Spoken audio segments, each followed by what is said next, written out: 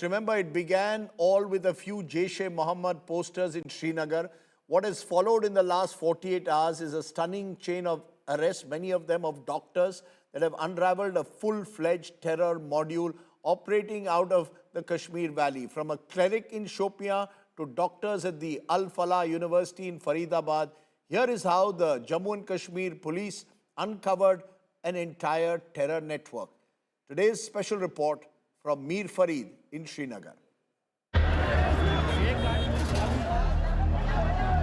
The blast that rocked Delhi and a trail that allegedly leads deep into Kashmir.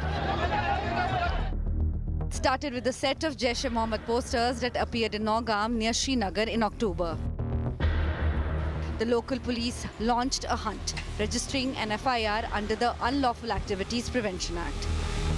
CCTV footage and technical surveillance led investigators to this masjid in Nayak Bagh, where they found more posters.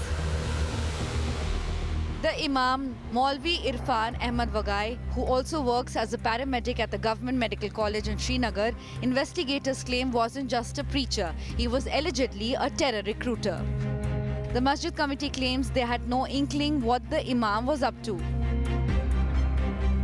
कभी ऐसा कोई व्यवहार, कोई ऐसा शक कि आपको लगे कि ऐसी किसी चीज में इन्वॉल्व? नहीं, जब तक पोस्टर लगा तब तक भी हमें यकीन नहीं आया ये मौलवी साहब ने काम किया। अच्छा। हमने समझा शायद बच्चों ने फंसाया उसको। Maulvi Irfan Ahmad Wagai's family in Shopian says he has been in Nayak Bagh for the last 8 years and visited their house only once a week. Irfan को कब पकड़ा गया? 18 अक्टूबर, हाँ 18 अक्टूबर रात के 10:30 बजे इन्होंने लिया अपने साथ। हफ्ते में एक बार आते हैं। श्रीनगर के नौगाम में वो नमाज? नौगाम में नहीं, ये नेटीपुर, फैजाबाद नेटीपुरा में। हाँ नेटीपुरा में। हाँ। कब से? तकरीबन हो गए 8 साल। उन्होंने तलाशी की 3 बार, यहाँ पे कुछ नहीं मिला इनको।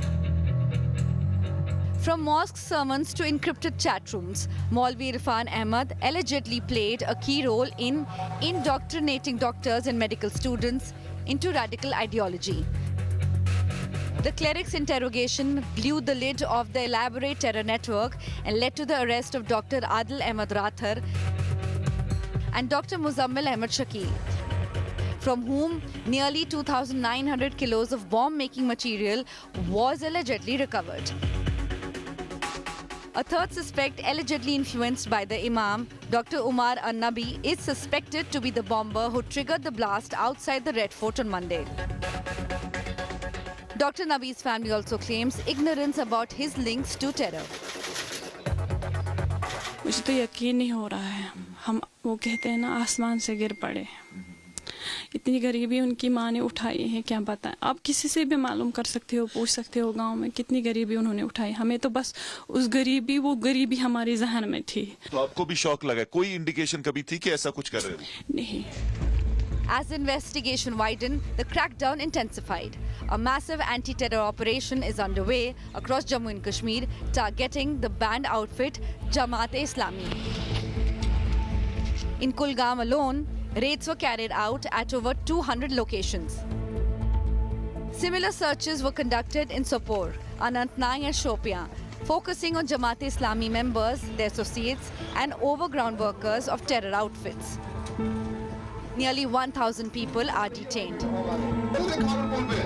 Sources say that this is just the tip of the iceberg and there could be more people involved in this, from doctors to other people who acted as couriers, logistics, OGWs, and then the foreign the handlers. This could have been handled from multiple locations. So all these revelations, and quite clearly in the coming days, more is expected to come out of this investigation, which is each day touching new angles and new places are being raided. First the Pahalgam attack that targeted tourists, and now the Delhi blasts are a grim reminder that the fight against terrorism is not over yet. With Mir Farid, Bureau Report, India Today.